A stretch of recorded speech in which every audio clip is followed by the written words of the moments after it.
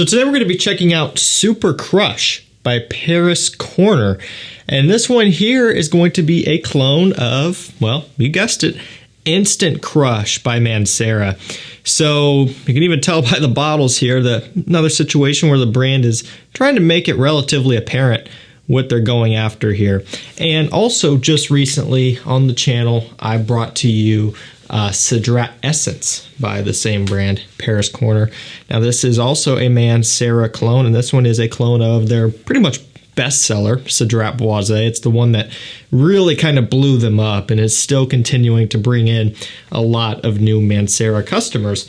Now, you know, this kind of begs the question of, do you really need Mancera clones when you can usually get them for anywhere from $80, $90 on discounters? And I think that completely depends on the person's financial situation. That's not a broad answer, because you can get these clones for about $35, $36 on discounters. I will link down below to where you can get them for the best prices and the fastest shipping. And if you're on a budget and you're trying to just add a bunch of things to your collection so that way you have more variety, then that savings really does add up if you're wanting to go that direction. It's going to be completely up to you. And I'll kind of give you my full rundown here specifically on Super Crush. I'll tell you how close it is to Instant Crush, the performance, the quality, and all of that stuff. And like I said, if you want to hear about CEDRAT Essence, go check out that review. So let's dive right into the most important part, and that's the scent character.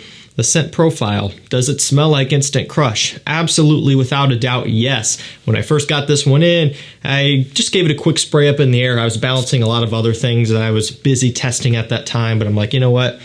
Let's just get a general idea and let's see if it's going to be worth my time. Because if it's not going to be that good, then it's going to get pushed back a little bit, right? I would still probably cover it and tell you guys, hey, this isn't that good of a clone, but it wouldn't be on my high priority list. Now, coming out of CEDRAT Essence, I had high hopes, and those high hopes were met and even a little bit exceeded, just like with CEDRAT Essence. Right off the bat, I mean, you get the saffron, kind of vanillic sweetness. And what I also found that was really interesting is you even get that oud smell in Super Crush, same with Instant Crush. So let's go back a little bit further. This is a clone of Instant Crush by Mancera. Now, what is Instant Crush by Mancera? Is that an original piece? I would argue it's heavily inspired by yet another niche fragrance of much higher price and prestige, and that would be Baccarat Rouge 540 by MFK. Now, what are the differences between those? Well, Instant Crush has much more sweetness, more depth, more richness, and again, a little bit of an oud accord. The MFK is very woody and light and transparent and wispy, but it is heavy on the saffron and the amberwood, so that's kind of where they are similar. So I do hesitate a little bit to call Instant Crush a clone, because I think if they wanted to clone it, they definitely could have cloned it. But Mancera isn't really a clone brand. They'll put out things that are similar, but it differentiates itself quite a bit to where that's not really clone territory, at least for me. It's up to you to decide. But this is a clone, because this fragrance is straight up going after Instant Crush and nothing else. And so it does have that sweetness and that depth and that kind of sugary, playful smell that Instant Crush has, you know. It's really what it has going on. And the oud is about the same as in the Mancera. It's not too strong. It's not all of a sudden an oud fragrance. I don't classify either of these as oud scents, but you do get some of it. And I think it actually does the composition some good, because it's giving you more substance and more bite. Again, going back to the MFK, it's very light and wispy and doesn't really have a whole lot of texture to it. You know, it kind of can be a little bit evasive sometimes. It floats through the air, and sometimes it can be a little bit hard to pick up on yourself because of olfactory fatigue, even though it's beast mode. But what I like about Super Crush, Instant Crush, is there's just more heft to the scent, more bulk to the scent overall. And I think for a lot of people, they would actually prefer that, believe it or not, because it gives you something more to really dive into. And so again, you know, talking about price point here with this, The Mancera, usually around 90, maybe closer to 100. It doesn't get quite as discounted as some of the other Manceras. So we'll just say $100, right? 120 mil, full presentation.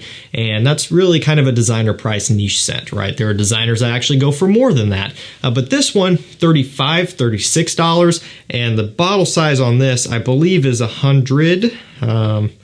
Not seeing on the bottom here.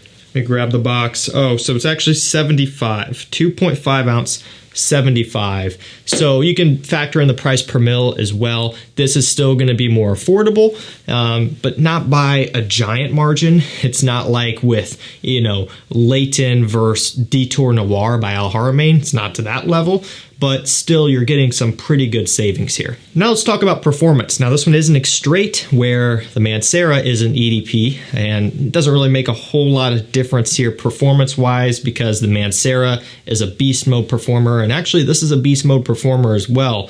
On my skin, it's been a pretty consistent 11, 12 hours, which is a long time for a fragrance to be on your skin. I think we kind of get caught up in everything being beast mode and wanting everything to last for 36 hours for no reason, because hopefully you would take a shower between that time, but it's just easy to get hung up on that.